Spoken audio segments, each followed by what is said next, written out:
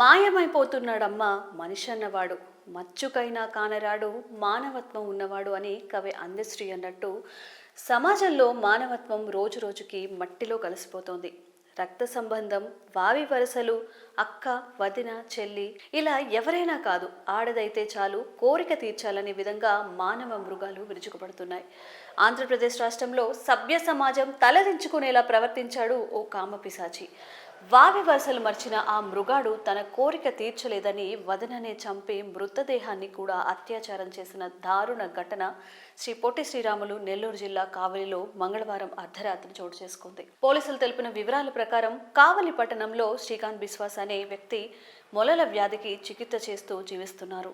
పశ్చిమ బెంగాల్ రాష్ట్రానికి చెందిన శ్రీకాంత్ బిశ్వాస్ తన కుటుంబంతో వచ్చి కావలిలో స్థిరపడ్డారు. శ్రీకాంత్ బిశ్వాస్ తల్లిదండ్రులతో పాటు భార్య అర్పితా బిశ్వాస్, 2 పిల్లలు, తమ్ముడు వరసయ్యే నయా బిశ్వాస్ ఒకే ఇంట్లో ఉంటున్నారు.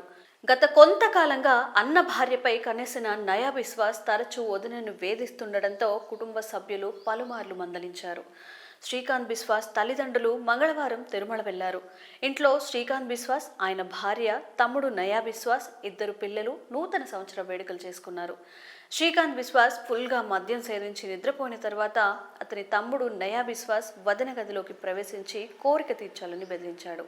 ఆమె నిరాకరించడంతో ఇనప రాడ్తో తలపై మోది హతమార్చాడు. తీవ్రంగా గాయపడిన అర్పితా బిశ్వాస్ అక్కడికక్కడే చనిపోయింది. అయినా ఏ మాత్రం జాలి చూపకుండా వదిన మృతదేహంపై అత్యాచారానికి పాల్పడ్డాడు. కోరిక తీరిన తర్వాత అర్పితా బిశ్వాస్ మృతదేహాన్ని ఇంటికి 100 కిలోమీటర్ల దూరంలో ఉన్న పంట కాలువలో పడేసి వచ్చాడు. ఉదయం నిద్రలేచిన శ్రీకాంత్ ఇంట్లో భార్య కనిపించకపోవడం, రక్తపు మరకలు ఉండడంతో స్థానికులతో కలిసి సమీప ప్రాంతంలో వెతకగా పంట కాలువలో భార్య మృతదేహం కనిపించింది. పోలీసులకు సమాచారం ఇవ్వడంతో కావలి పోలీసులు ఘటనా స్థలానికి వచ్చారు. గతంలోనూ వదినను లైంగికంగా వేధించిన నయా బిశ్వాస్ పై అందరికీ అనుమానం కలిగింది. వెంటనే అతన్ని పట్టుకొని నిలదీయగా రాత్రి జరిగిన ఘోరాన్ని వివరించారు. నయా బిశ్వాస్ కొన్నాళ్లుగా తన కోరిక తీర్చాలని వదన వెంటపడుతున్నాడు. ఈ క్రమంలో ఇంట్లో వాళ్ళు సైతం అతన్ని హెచ్చరించారు. ఆయన బుద్ధి మార్చుకొని కామాంధుడు చివరికి ఆమెను హత్య చేసి మృతదేహంతో కోరిక తీర్చుకున్నాడు. ఈ దుశ్చర్యపై పోలీసులు కేసు నమోదు చేసి దర్యాప్తు చేపట్టారు.